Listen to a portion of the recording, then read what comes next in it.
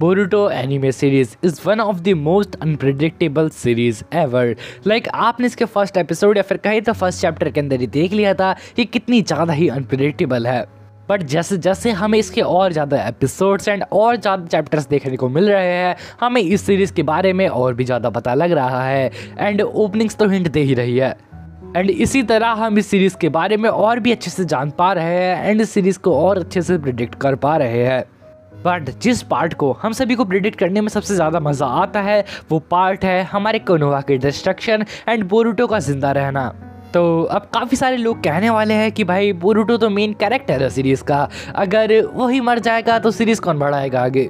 And ये बात एकदम सही है, इस बात को मैं डिनाई नहीं करने वाला। लेकिन अगर आपको बोरुटो चैप्टर 66 के बारे में पता होगा तो उस चैप्टर के अंदर हमने देखा ही था कैसे हमारा बोरुटो उसके विलेज के लिए या फिर कहे तो सभी को बचाने के लिए खुद को सेक्रीफाइस कर देता है कावाकी के हाथों। एंड जैसा कि हमने बोरुटो ओपनिंग 11 में देखा ही है कि हमारे मोमोशिकी किस तरीके से बोरुटो की बॉडी के साथ कांड करने वाला है, तो उस तरीके से हम ये तो नहीं कह सकते कि भाई हमारा जो मोमोशिकी है वो बोरुटो की बॉडी के ऊपर टेक ओवर करने के बाद बस सारदा को दीदी बोलने आएगा। एंड स्क्रिप्ट राइटर, मुझे पता है तू ये वीडियो देख रहा है, तो इस महीने के 150 रुपये तो भूल जाइयो और भूल कर भी मुझसे कांटेक्ट मत करियो, क्योंकि तू इतने लेम जोक्स लिख रहा है। बंदे वैसे ही वीडियो को लाइक नहीं करते हैं, वैसे ही चैनल की रीच डाउन पड़ी हुई है और तू भी इतने लेम जोक्स लिख रहा है।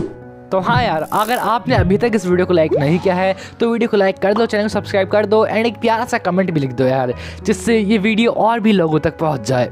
तो यार अब मेरा टाइम बर्बाद किए जल्दी से बात करते हैं हमारे बोरुटो के ऐसे कैरेक्टर चेंज के बारे में।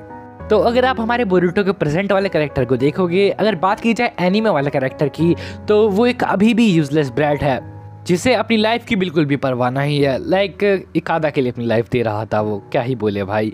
और अगर बात की जाए मांगा वाले बोरुटो की, तो भाई वो थोड़ा मैच्योर हो चुका है, लाइक थोड़ा सा मैच्योर। वो समझता है कि कब उसे क्या करना चाहिए एंड शायद इसी वजह से वो चैप्टर 66 के अंदर कावाकी से खुद को पेनिट्रेट करवा लेता है। आई मीन बोरुटो खुद के अंदर एक छेद करवा लेता है। एंड ये दोनों ही काम बोरुटो बस किस लिए करता है, ताकि वो अपने कॉमरेड्स को बचा सके, ताकि वो अपने विलेज को बचा सके एंड उन सभी लोगों को प्रोटेक्ट करे जिनको वो प्यार करता है। एंड कहीं ना कहीं उसे भी लगता है कि उसके जिंदा रहने की वजह से सभी के सभी लोग कॉशियस है।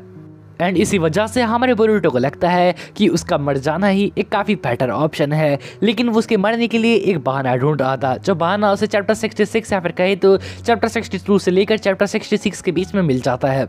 इस चीज़ को अगर हम बहाना की जगह एक वजह कहेंगे तो ये ज़्यादा सुटेबल रहेगा। बिकॉज वी नो मोमोशिकी ने हमारे बोरुटो की लाइफ के साथ क्या काम कर रखा है। वेल जो भी हो, इसके बाद जो हमारा बोरुटो होता है वो वापस से प्लॉट आर्मर की वजह से जिंदा हो जाता है, ये हम सबको पता ही है। लेकिन उसके साथ साथ उसे ये बात भी पता लगती है कि अब मोमोशिकी उसके अंदर वापस से रिवाइव नहीं हो सकता एंड ऊपर से वो मोमोशिकी की पावर्स के ऊपर अपना कंट्रोल भी बिठा सकता है। और ये सब जानने के बाद हमारे बोरुटो की लाइफ वापस से हैप्पी हो चुकी थी। लाइक उसके नेक्स्ट चैप्टर में हमने देखा ही था भाई कैसे एकदम मस्त हंसता खिलता रह रहा था ये ब्रैट। एंड ये सारी कहानी मैंने बस आपको इसलिए बताई है क्योंकि हम सभी को पता है अगर मोमोशिकी हमारे बोरुटो के साथ कुछ भी करता है वापस से, तो बोरुटो उसकी लाइफ को ख़त्म करने के बारे में एक वक्त भी नहीं सोचेगा, क्योंकि वो ऑलरेडी ऐसा कर चुका होगा। एंड हमारे मोमोशिकी भी इस बात को अच्छे से जानते हैं। बट फिर हमारे बोरुटो टाइम स्किप वाले सीन में ये सब क्या हो रखा है। कोनोहा विलेज एकदम अच्छे से डिस्ट्रॉय हो रखा है। कावाकी एंड बोरुटो आपस में कुछ ज़्यादा ही मीन वर्ड्स बोलते बोलते लड़ रहे हैं। तो इसके पीछे कुछ पॉसिबिलिटीज़ हमें नज़र आती है। फर्स्ट पॉसिबिलिटी, ये सब हमारे मोमोशिकी ने किया है। तो देखो, अगर इसके पीछे हमारा मोमोशिकी होता, लाइक उसने बोरुटो की बॉडी के ऊपर कब्जा कर कर कोनोहा विलेज को डिस्ट्रॉय कर दिया होता, तो इन सब का कोई सेंस ही नहीं बनता। लाइक अभी तक बोरुटो खुद ही शहीद हो चुका होता, राइट। लेकिन नहीं, इसके पीछे एक फैक्ट है। ऐसा हो सकता है कि हमारे सासके उचिया को पता लग चुका हो कि फ्यूचर में और भी ओत्सुत्सु इन्वेजन हो सकते हैं, क्योंकि सासके उचिया कितना जीनियस है ये हम सभी को पता ही है। और मे बी सासके टाइम स्किप तक शायद मर चुका हो। देखो मुझे पता है भाई सासके काफ़ी मस्त कैरेक्टर है, like I really love him. जिस तरीके से उसका कैरेक्टर चेंज हुआ था आई रियली लाइक इट।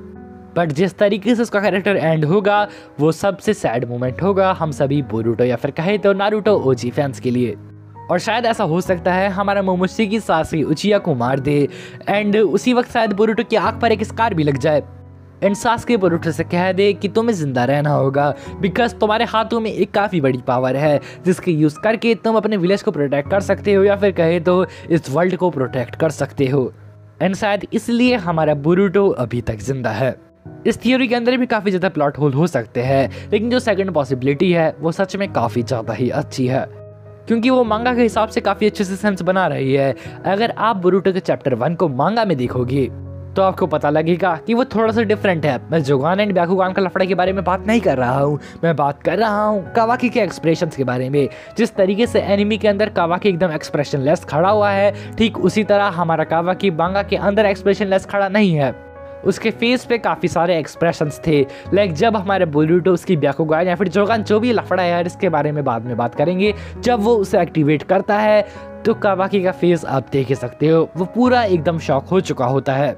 सो इसके पीछे मुझे एक रीज़न नजर आता है, हमारे कावाकी ने खुद ने बोरुटो की आई को स्कार किया है और इसके पीछे कुछ रीजन हो सकते हैं। लाइक बोरुटो वापस से रैम्पेज में जा चुका होगा या फिर कुछ और जब हमारा कावाकी उसकी लाइफ ले रहा होगा तब उसकी आंख के पास ही स्कार आ चुका होगा एंड शायद से हमारा बोरुटो वापस से कॉन्शियस हो चुका होगा क्योंकि अगर मोमोशिकी वापस से बोरुटो की बॉडी के ऊपर टेक ओवर करता है तो ये तो मोमोशिकी को खुद को पता है कि अगर वो ऐसा करके दवाई मचाएगा तो बोरुटो खुद आत्महत्या कर लेगा और वो इतना बेवकूफ़ तो है नहीं, तो इसलिए उसने कुछ ना कुछ तो प्लान कर रखा होगा और उसने प्लान कर रखा होगा हमारे सास्के को। बिकॉज जब भी मैं ये सोचता हूँ कि हमारा बोरुटो टाइम स्किप वाले सीन में अलाइव कैसे है तो मेरे मन में बस एक ही नाम आता है, उचिया सास्के। शायद से हमारे सास्के ने कुछ ना कुछ तो फिगर आउट कर ही लिया होगा, बट तब तक हमारा मोमोशिकी उसको मार देगा एंड जब हमारा बोरुटो वापस से कॉन्शियस होगा तो सास्के उसके लास्ट वर्ड बोलेगा बोरुटो से एंड वो कहेगा you have to be alive to save everyone. और वो सिर्फ बाकी के ओत्सुत्सुकी इन्वेजन वगैरह के बारे में बता देगा और उसे कह देगा कि अगर इस पॉइंट पर तू मर भी जाता है तो भी कुछ सही नहीं होगा क्योंकि बाद में कोई और ओत्सुत्सुकी आ जाएंगे और कावाकी उनसे अकेला भिड़ नहीं पाएगा और वो अकेले ही इस प्लेनेट को डिवोर कर लेंगे। और ये चीज़ सच में काफ़ी ज़्यादा ही सेंस बनाता है। तो मुझे लगता है कि टाइम स्किप आते आते हमारे मोमोशिकी एक बार फिर हमारे बोरुटो की बॉडी के ऊपर टेक ओवर करेगा और उसके बाद वो मार देगा हमारे उचिया सास्के को और इसी पॉइंट पे हमारे बोरुटो से सब कुछ छिन जाएगा। लाइक उसे विलेज को छोड़ना ही पड़ेगा क्योंकि वो ऐसा करने के बाद विलेज में रह नहीं सकता।